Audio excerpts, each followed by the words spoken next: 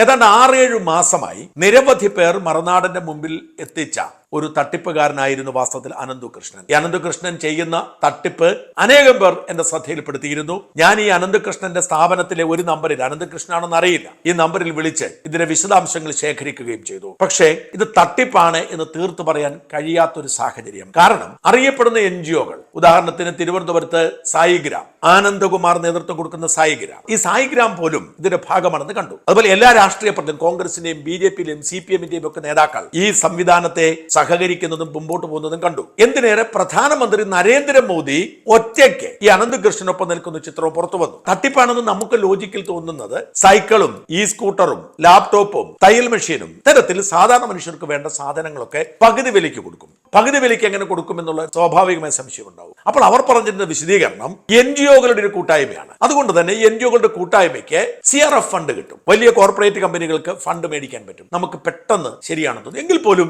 അതെങ്ങനെ ശരിയാവും? NGOകൾക്ക് നേരിട്ടാണല്ലോ കിട്ടേണ്ടത്. ഈ കൂട്ടായ്മയ്ക്കൊക്കെ എങ്ങനെ കിട്ടുമെന്നൊരു സംശയം എനിക്കുണ്ടായിരുന്നു. പഠിക്കാൻ മാറ്റിവെച്ചു, പക്ഷെ വിട്ടുപോകും. പലപ്പോഴും ചില വിഷയങ്ങൾ പഠിക്കാൻ മാറ്റിവെച്ച് വിട്ടുപോകും. ഇപ്പം തിരുവനന്തപുരത്ത് BSNL സഹകരണ തട്ടിപ്പുണ്ട്. അതൊക്കെ പഠിക്കാൻ സമയം കിട്ടാത്തത് കൊണ്ട് അതിന്റെ വിശദാംശങ്ങളിലേക്ക് പോകാൻ കഴിയാതെ വരാറുണ്ട്. അങ്ങനെ മാറ്റിവെച്ചു. ഇപ്പോഴിതാ ഈ അനന്തകൃഷ്ണൻ ജയിലിലായിരിക്കുന്നു.